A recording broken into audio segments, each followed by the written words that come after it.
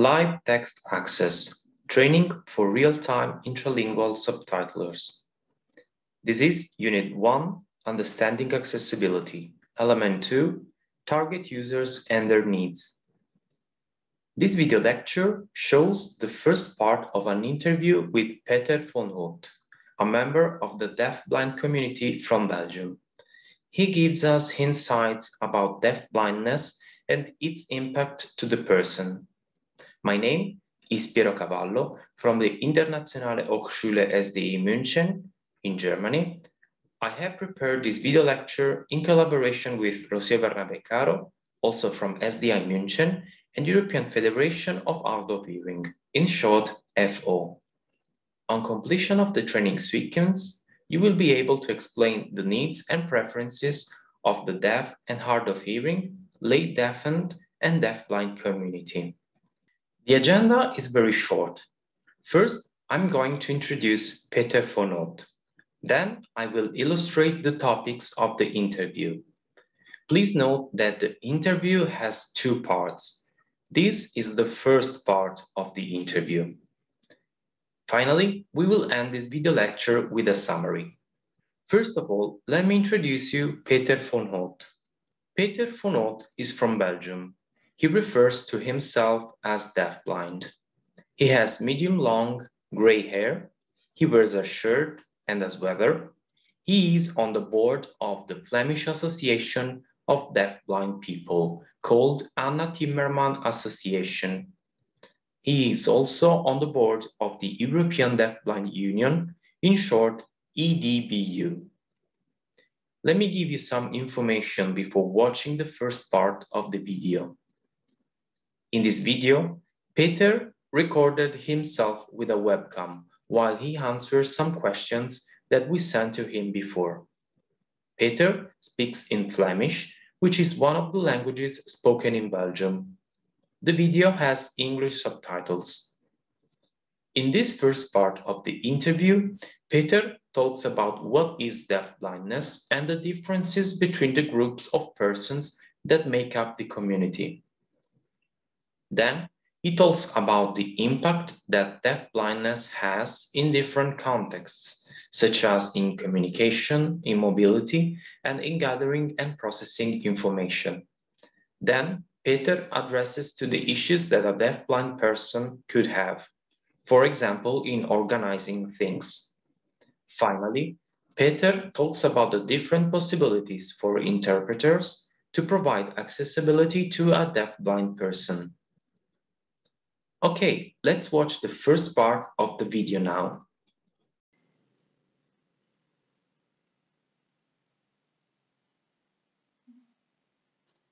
Hallo, ik ga vertellen over doofblindheid en schrijftolken. Maar eerst ga ik me voorstellen. Ik ben Pieter van Houten. Ik ben van België.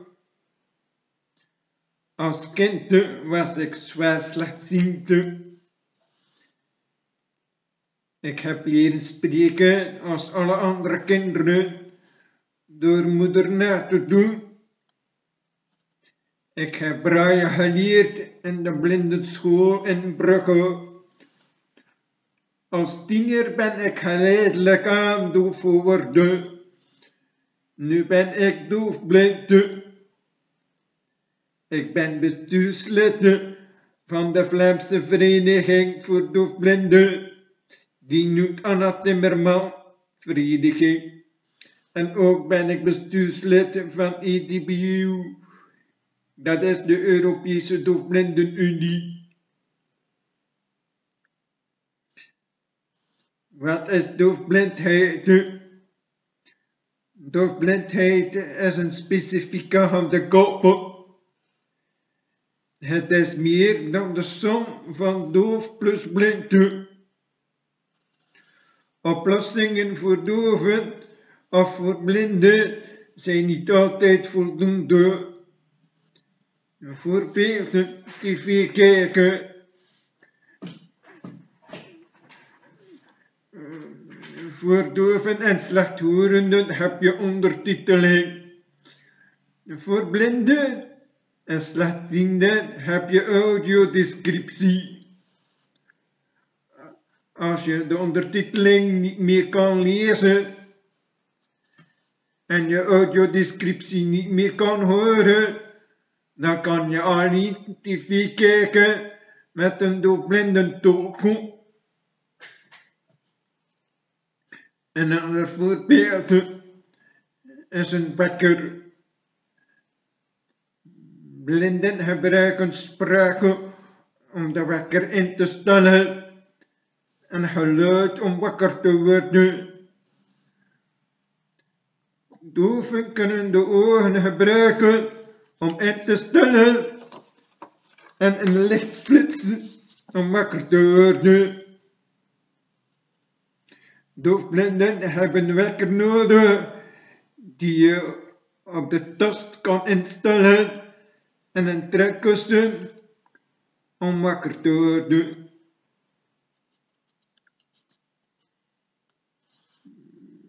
Verkeer zich verplaatsen. Voor doven is dat geen probleem. Die kunnen fietsen, die kunnen auto rijden. Blinden en slechtzienden kunnen makkelijk hulp vragen op straat aan passanten. Doofblinde mensen hebben bijna altijd een begeleider nodig.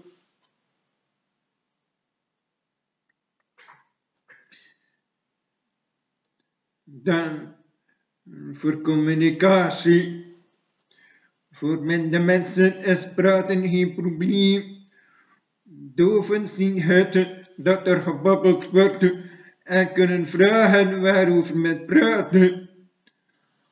Doofblinde mensen weten soms niet eens dat er een gesprek is.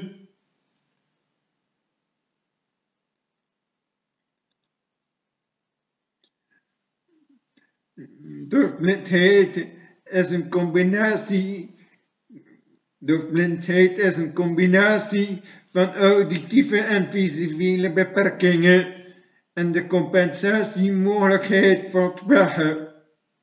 Het gaat over mensen met visuele beperking die niet de mogelijkheid hebben om auditief te compenseren, omdat ze ook auditieve beperking hebben.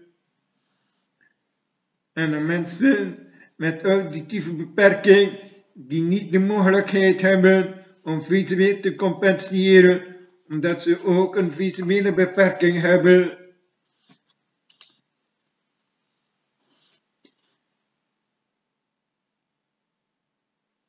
Op het moment dat je niet goed ziet, ga je gehoor beter gebruiken.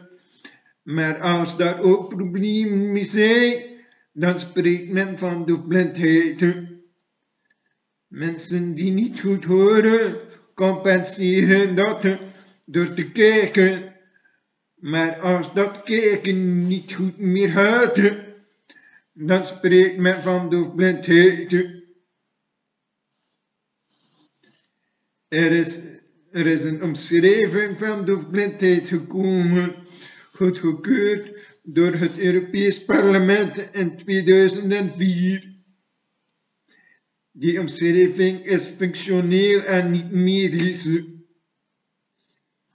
Doofblindheid is een bijzondere handicap, namelijk een combinatie van visuele en auditieve beperkingen die leidt tot problemen met toegang tot informatie, communicatie en mobiliteit.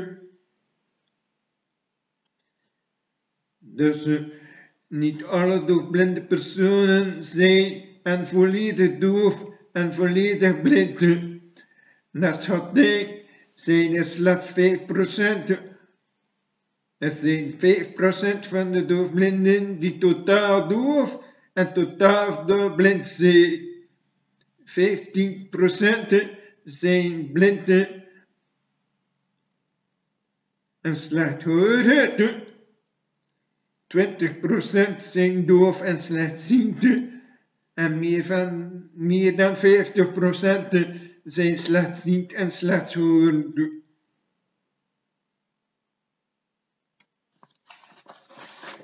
De groep doofblinden vormt een heel diverse groep, ook qua historie en communicatie. Als je kijkt naar het tijdstip van ontstaan van de doofblindheid, kan je de groep indelen als volgt. Je hebt een kleine groep doofblind geboren mensen. Daarnaast is er een groep van mensen die geboren zijn met een visuele beperking en later slechthorend of doof worden. Een grotere groep van mensen die geboren worden met een auditieve beperking en later slechtziend of blind worden. Binnen deze groep heb je vooral mensen met Usher. Dat zijn dove of slechthorende mensen met tunnelzicht. Tunnelzicht, dat is buitzicht of kokerzicht. Er zijn ook enkele die zien en horen die als gevolg van een operatie of van een ziekte doofblind worden.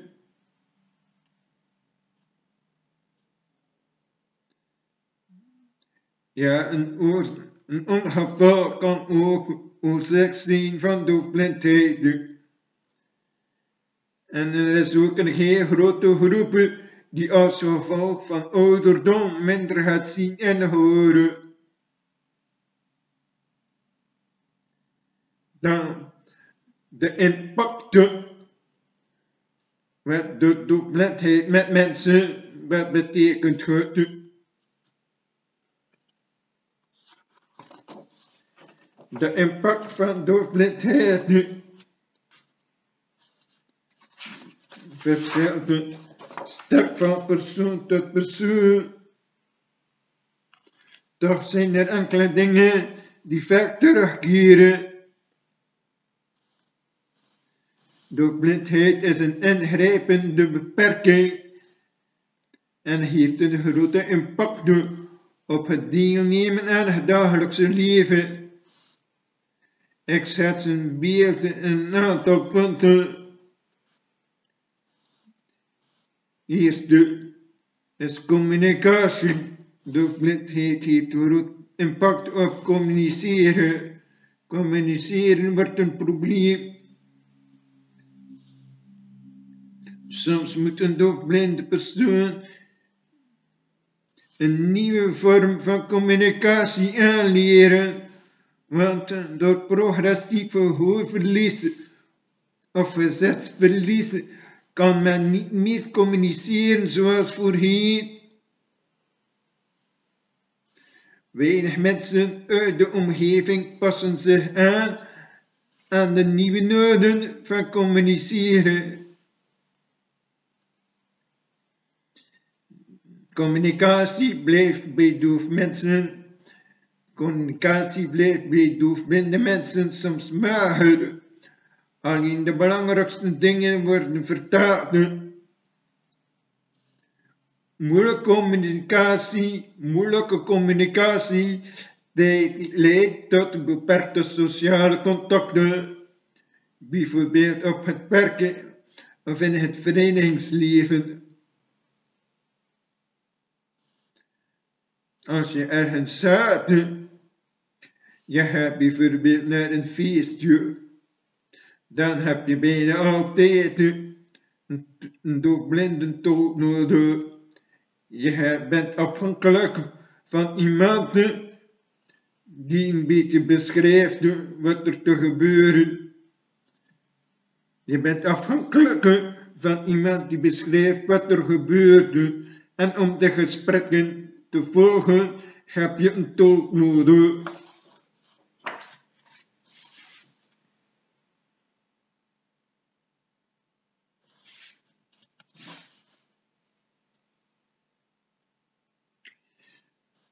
Punt 2 is mobiliteit. Mobiliteit wordt een probleem bij doofblinde mensen.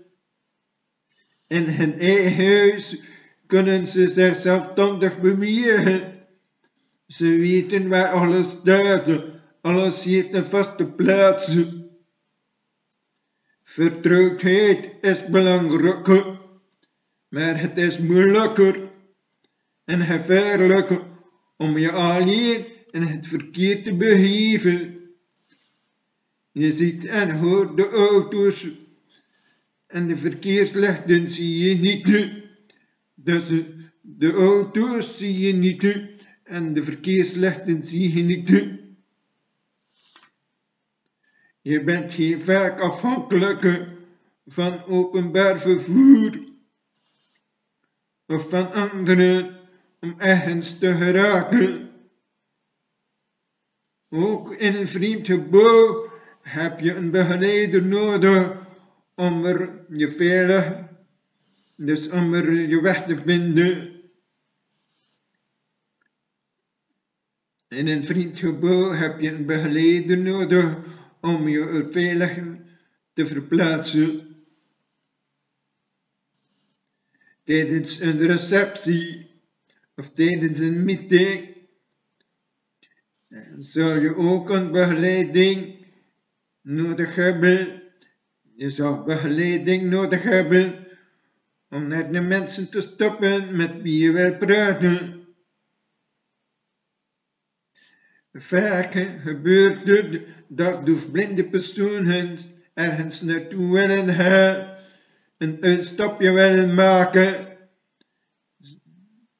deelnemen aan een activiteit, maar dat ze dus ze willen soms ergens naartoe gaan, maar ze vinden niemand die wil vervoeren, die wil helpen bij de verplaatsing. Ze vinden niemand om te tolken, daarom blijven ze soms noodgedwongen thuis, omdat ze geen hulp vinden.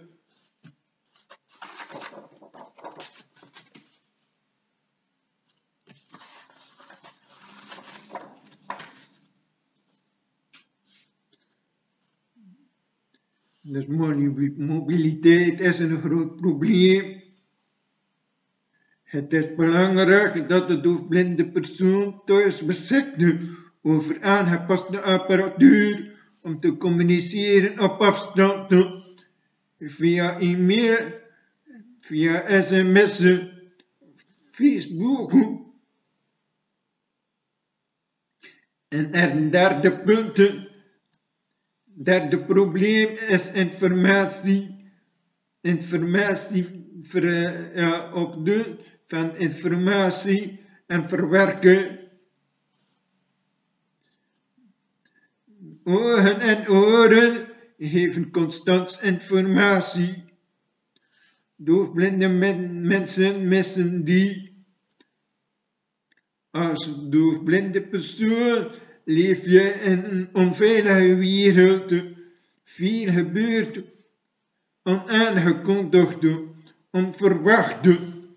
Je hebt weinig controle over wat er gebeurt. Het is erg frustrerend.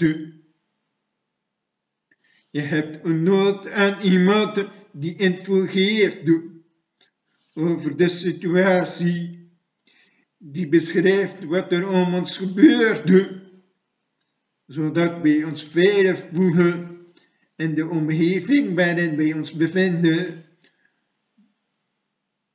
De doofblinde persoon wil ook weten wie er is, zodanig dat men niet gaat roddelen over mensen die aanwezig zijn. Doofblinde persoon wil weten wat er gezegd wordt en hoe de anderen daarop reageren, verbaal en non-verbaal. Pas als hij weet wat er gezegd wordt en hoe anderen daarop reageren, pas dan kan hij meedoen aan gesprekken. Hoe ziet het lokaal eruit? Beschrijf het. Misschien kan de doofblinde persoon zich zelfstandig verplaatsen, zelfstandig koffie halen, zelfstandig naar het toilet gaan. Dus als je beschrijft hoe het lokaal eruit ziet, dan voelt de doofblinde persoon zich zekerder. De doofblinde persoon kan zich bewegen in het lokaal zonder zich te storen of te struikelen. Informatie geeft ook comfort. De doofblinde persoon voelt zich op gemak. En ook de nieuwsgierigheid wordt geprikkeld. De doofblinde persoon komt dingen te weten waar hij misschien meer over wil weten. Wij verwachten van mensen dat ze ons betrekken bij het gebeuren, dat ze ons de informatie geven.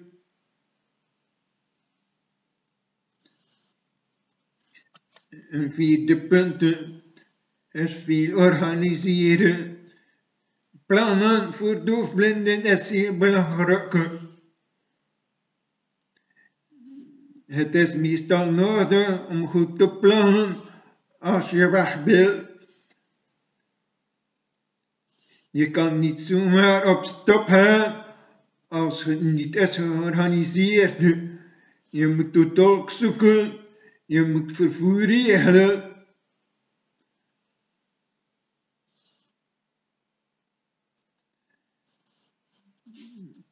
Dan een ander punt is tijd. Tijd en energie. Alles gaat trager. Communiceren bijvoorbeeld. Het gaat allemaal wat trager. Op een vergadering, er is een moppe. Horen de lachen meteen. Doofblinde persoon begint pas later te lachen. Doordat je afhankelijk bent van openbaar vervoer, gaat ook zich verplaatsen. Het vraagt meer tijd.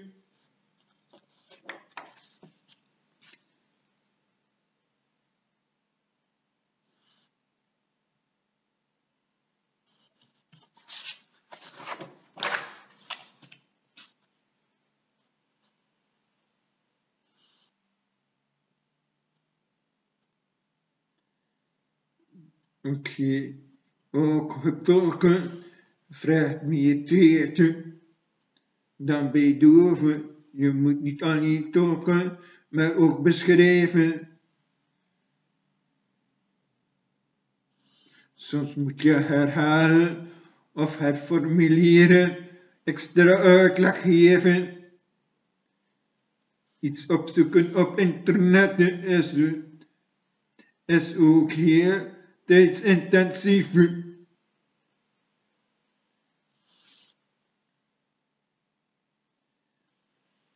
Zich klaarmaken, iets koken om te eten, het vraagt veel tijd. Het vraagt ook veel energie. Je moet je inspannen om te luisteren, of om braaien, of om lorm te ontcijferen, om de gebaren te kunnen volgen of voelen.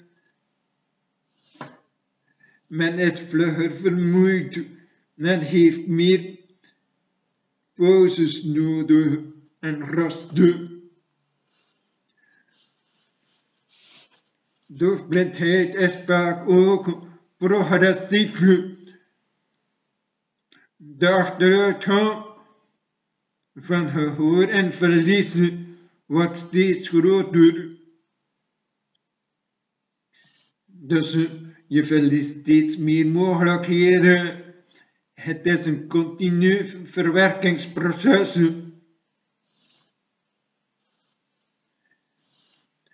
Men wordt steeds afhankelijker. Je moet steeds dingen uit handen geven.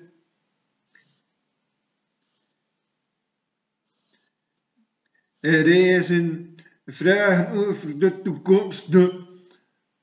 Zal ik nog met mensen kunnen praten? Hoe zal ik mij verplaatsen? Waarmee zal ik mij bezighouden?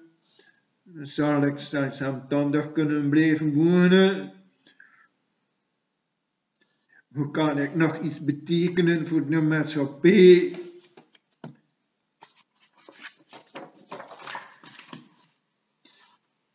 Zal ik een partner vinden? Dus er reizen vele vragen.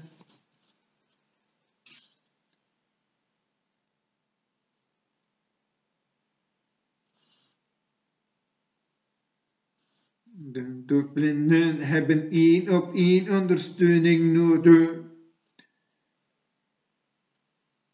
Groepsgesprekken zijn voor ons onmogelijk zonder individuele tolken. Op vergaderingen van doofblinden zie je soms 5 doofblinden met 5 tolken. De ene heeft een schrijftolk met projectie op scherm. Andere heeft een schrijftolk met een brailleesregel. Een derde verkiest de orale tolk. Orale tolk, dat is dus iemand, een tolk die het gesproken woord herhaalt in een duidelijke vorm. Een vierde doofblinde gebruikt gebarentaal in een kleine ruimte. Een vijfde gebruikt een tactiele gebarentaal.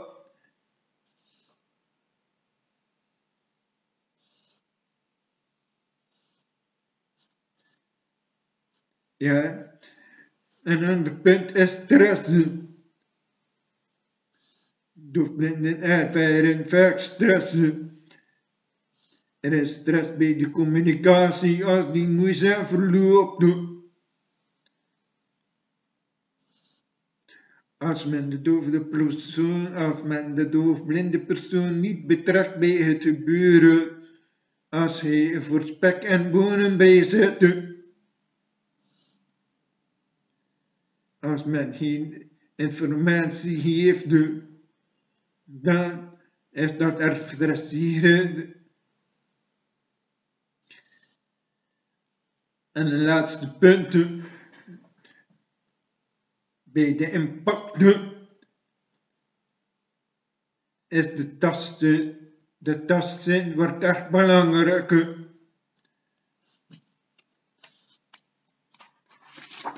En raking is voor geen enkele andere groep zo belangrijk dan bij doofblinde mensen.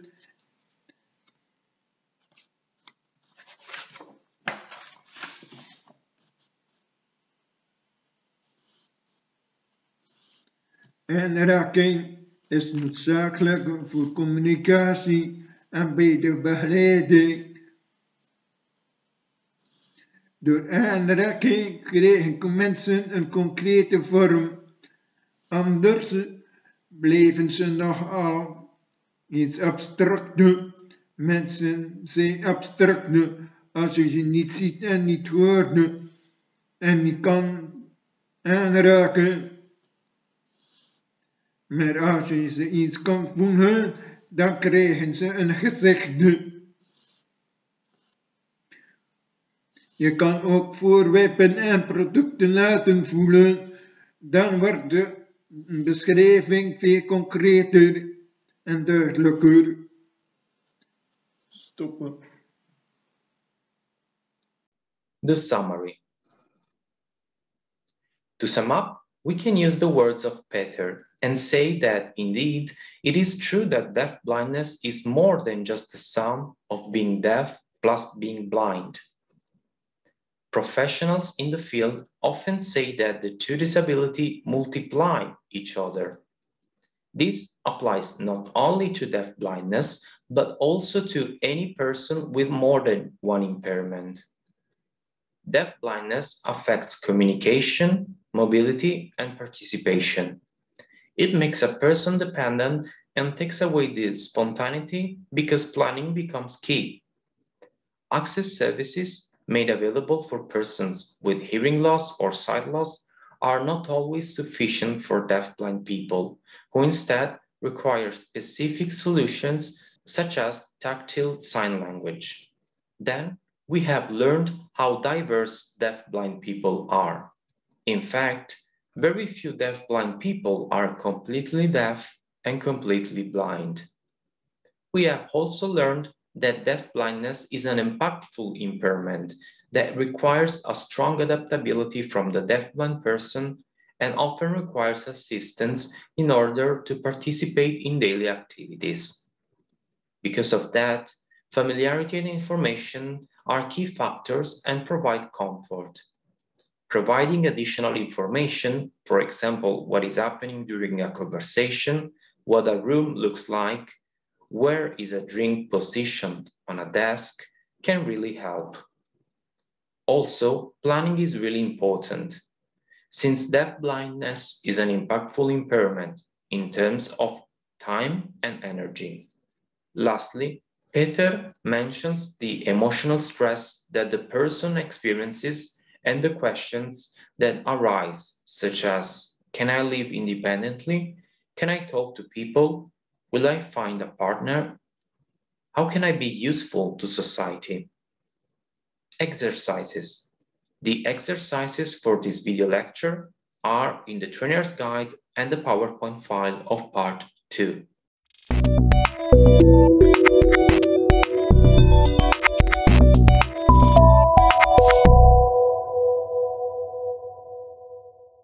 LTA Live Text Access, Universitat Autónoma de Barcelona, SDI, Internationale Hochschule, Scuola Superiore per Mediatori Linguistici, ZDF Digital, European Federation of Hard of Hearing People FHO, Velotype, SUBT Access, European Certification and Qualification Association ECQA.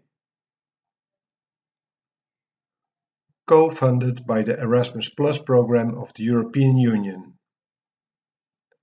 Erasmus Plus project 2018-1-DE01-KA203-004218. The information and views set on this presentation are those of the authors and do not necessarily reflect the official opinion of the European Union. Neither the European Union institutions and bodies, nor any person acting on their behalf, may be held responsible for the use which may be made of the information contained here.